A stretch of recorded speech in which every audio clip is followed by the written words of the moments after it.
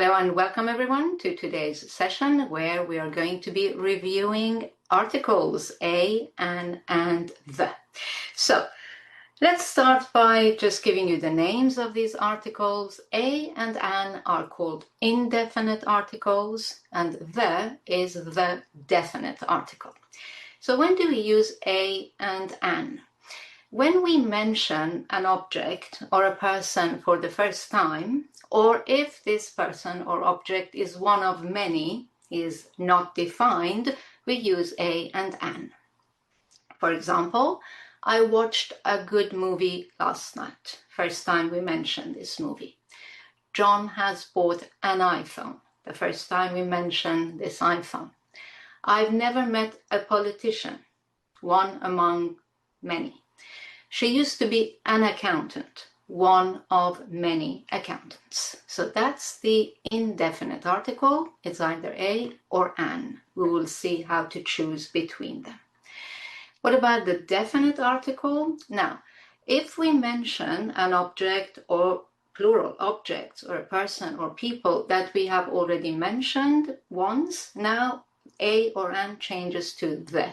Or if the person or people or object or objects that we are mentioning are clearly defined. For example, who were the actors in the movie you watched last night? These are specific actors in this movie and we've already mentioned the movie before. Or this is the iPhone John has bought. This is the second time we're talking about this iPhone. Or I've never met the Prime Minister. There is only one. It's clearly defined, specific who we're talking about. Or she used to be the chief accountant, the only chief accountant. Okay. So that's that. Now, there are three special uses of the definite article the that you need to be aware of. The first one is before superlative adjectives. So the highest building, the most popular song.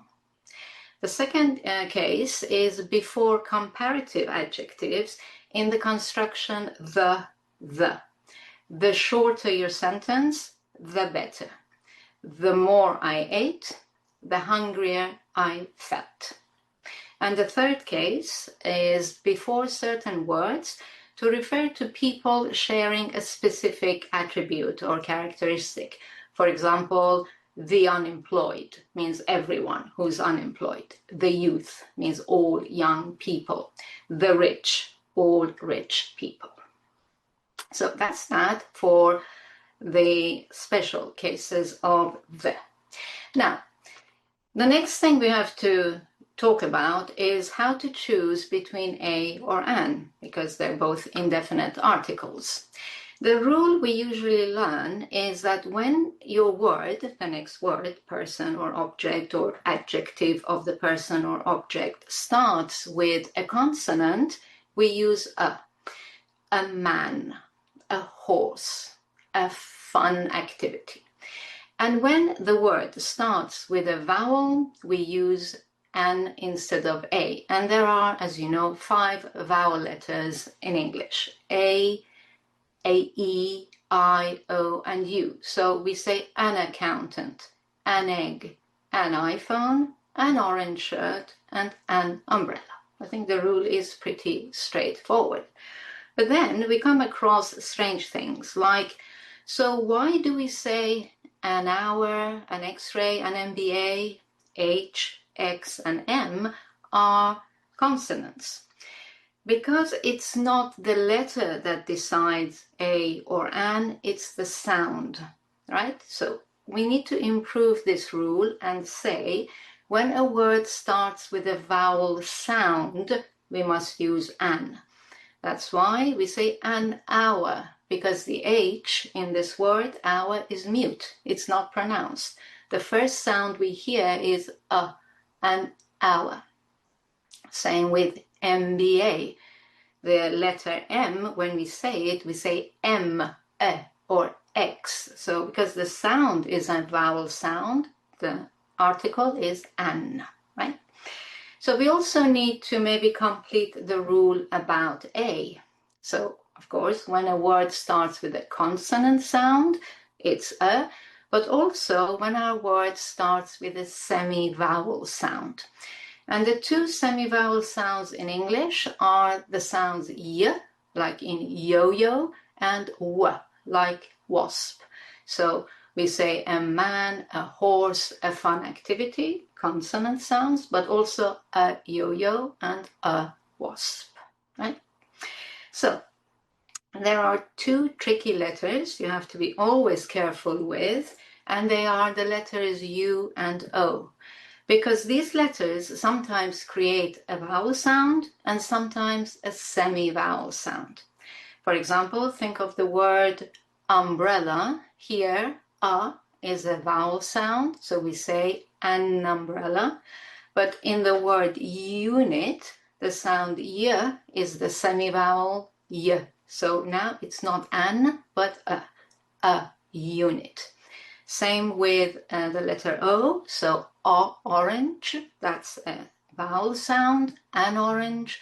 But when we say a one-way street, now we have the sound w. This is a semi-vowel sound, and therefore it is a one-way street. Okay, so be careful with those. Now, that helps us decide between a and an. But how do we actually pronounce a and an in a sentence, in a phrase? In a phrase, so in connected speech, the letter A in both of these words takes the weak vowel sound which is called schwa. So the sound, listen again, is It's not a, right? Very short sound. And therefore, like any other vowel sound, this often gets phonetically linked to the consonant sound before it. So let me read the next two sentences for you. Listen carefully. We say, I grew up on a farm. On a farm. It's not I grew up on a farm. There is this shortness of sound and the link. Or this is an orange shirt. Not this is an. It's this is an orange shirt. And also the N in an gets linked to the vowel sound after it. Listen again. This is an orange shirt. This is an no. So we have these weak forms, the schwa, and all the phonetic links. It's really important that you're aware of this to improve your listening comprehension. So that's the pronunciation of and an. Now let's look at the pronunciation of the. Again, the also changes depending on the sound of the next word. Before consonant and semi-vowel sounds, it's pronounced the. So the farm and the unit. The, again with the schwa sound. But before vowel sounds, it's pronounced the. So very different. For example, the orange shirt. And the two vowel sounds are phonetically linked with the help of the semi-vowel sound y. We don't say the orange, we don't separate. They run into each other with the help of this linking y sound. The orange shirt. Again, important, not so much for your own pronunciation, but for your listening comprehension and pronunciation as well, if you want to be exact. Okay? So that's all for how to use a and n, how to pronounce a, n, and the. Let's look at some common mistakes, right? I'd like to mention 6 of them. 3 of them are very easy to fix, right? You just need to remember these. The first one, the very common mistake I hear is forgetting a or an before someone's profession. For example, saying he is data scientist. Don't forget, with a profession, you need a or an. He's a data scientist. She's an IT specialist. So that's just a question of remembering this point. The other common mistake I hear is using another before a plural noun. Remember, a or an is for singular nouns, so we can't say another people. You have to just get rid of the an, other people. And the third one, I sometimes hear it, is putting the before a proper noun, someone's name or a city's name, saying the Rome or the Bob. Make sure that you don't put a definite article, before a name. Although it's a clearly defined person or object, there is no the before names. Except, of course, you have to remember that sometimes the is part of the name of some countries, some organizations, or geographical locations, features.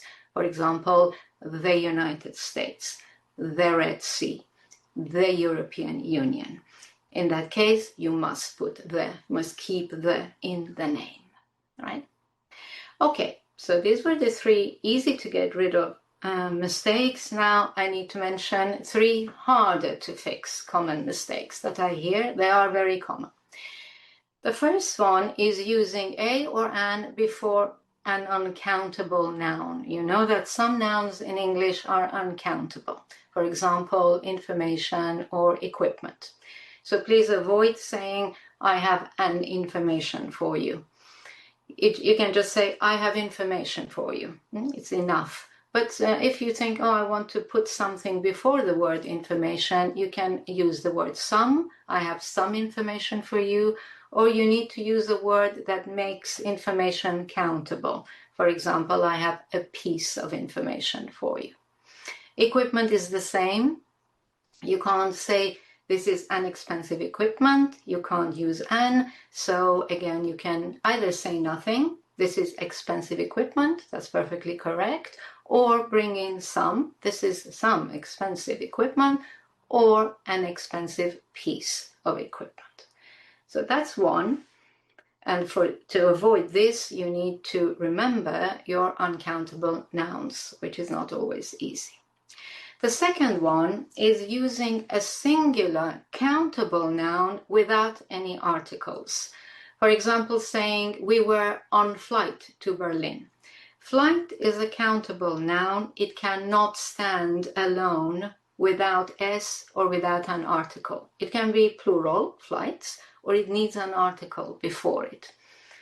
It can be, we were on a flight to Berlin, or we were on the flight to Berlin, but it needs one or the other before it. Another example, which is a very common mistake I hear, is just saying things like, a government has announced a new policy.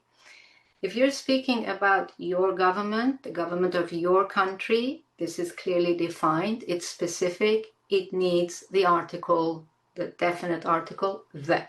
It's the government has announced a new policy. So often missed. Last one is the opposite, is using the when you shouldn't. And when shouldn't you use the is when the noun you're using refers to things or people in general, not clearly defined specific person, people, or object. So, for example, saying things like, do the politicians earn more than the bankers? Here, the idea is we're talking about politicians in general, bankers in general, all of them. There should be no definite article here. It's, do politicians earn more than bankers, right? Or with uncountable nouns, saying things like, the knowledge is the power. No, we're talking about knowledge and power in general, not someone's specific knowledge or power. Therefore, it's knowledge is power. Okay? So I'd just like to explain why these mistakes are very common and hard to fix. There are two reasons for this. The first one is some languages don't have articles at all, and others have articles but use them differently. If that's your case, in this case, the mistakes are inevitable. They come from the influence of your first language.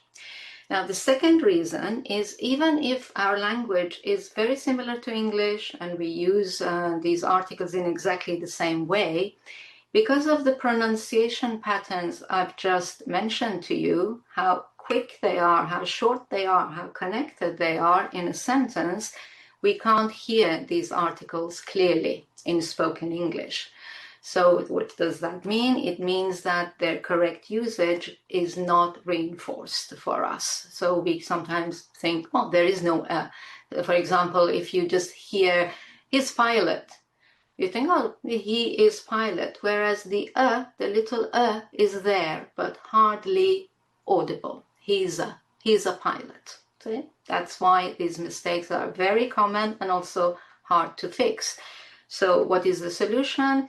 As always, as with any other persistent grammar mistake that comes from first language interference or the fact that we didn't really notice this pattern, you need to do three things. The first thing is spaced repetition. You need to review the rules and do exercises regularly. Let's say once a month, you come back to your articles lesson and review it, do some exercises to keep the rules fresh in your mind.